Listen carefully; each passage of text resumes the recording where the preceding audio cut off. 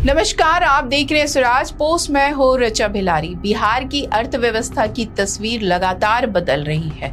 अब यहाँ सिर्फ खेती ही नहीं बल्कि खेती से जुड़े उद्योग भी विकास की नई रफ्तार पकड़ रहे हैं। मखाना और चावल जैसे पारंपरिक उत्पाद अब बड़े कारोबारी अवसर बनाते जा रहे हैं। खास बात यह है कि इन अवसरों पर सिर्फ बड़ी कंपनियां ही नहीं बल्कि स्थायी उद्यमी भी तेजी से आगे आ रहे हैं। अगर बात करें साल 2025 में ही 10 स्थानीय कारोबारियों ने करीब 2-2 करोड़ रुपए की लागत से मखाना प्रोसेसिंग यूनिट लगाने का प्रस्ताव राज्य निवेश प्रोत्साहन पार्षद को दिया है। इनमें मधुबनी और पूर्णिया से 3-3, दरभंगा से 2, सहरसा और मुजफ्फरपुर से 1-1 प्रस्ताव शामिल है। यानी बिहार का मखाना अब सिर्फ परंपरा नहीं बल्कि करोड़ों का कारोबार बनता दिख रहा है। लेकिन इसी बीच एक बड़ी चुनौती सामने आई है। अमेरिका द्वारा भारत पे 25% अतिरिक्त आयात शुल्क लागू कर दिया है। इसका सीधा असर बिहार से अमेरिका जाने वाले उत्पादनों पे पड़ेगा। अब तक अमेरिका में मखाना पर 3.5% टैरिफ लगता था, लेकिन 1 अगस्त से ये बढ़कर 25% हो गया है। आपको बता दें, बिहार से हर साल करीब 600 टन मखाना विदेश भेजा जाता है, जिसमें 25% हिस्सा अकेले अमेरिका जाता है। इसकी मौजूदा कीमत लगभग 150 करोड़ रुपए है। ऐसे में ट्रम्प टैरिफ का असर साफ तौर पर महसूस किया जा रहा है। मखाना निर्यातक सत्यजीत कुमार सिंह कहते हैं कि अमेरिका में मखाना पहले से ही 7 से 8 हजार रुपए किलो बिकता है। अब टैरिफ बढ़ने से दाम और चढ़ जाएंगे, जिसका दबाव सीधा बिहार के निर्यातकों पर पड़ेगा। अमेरिकी आयातक कीमत घटाने का दबाव बना सकते हैं, लेकिन यह मुमकिन नहीं दिखता। सिर्फ मखाना ही नहीं बल्कि लीची, बासमती चावल, भागलपुरी सिल्क, मधुबनी पेंटिंग और मंजूसा कला जैसे उत्पाद भी टैरिफ के दायरे में आएंगे।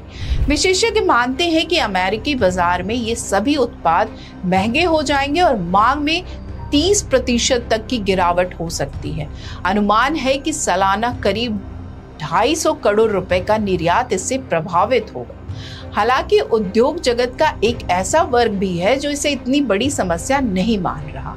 बिहार इंडस्ट्रीज एसोसिएशन के अध्यक्ष KPS केसरी का कहना है कि अमेरिका के साथ साथ यूरोप, खाड़ी और एशियाई देशों में भी इन उत्पादों की बड़ी मांग है। लिहाजा कारोबारी अब एक नए बाजार की तलाश कर इसकी कमी की भरपाई कर सकते हैं।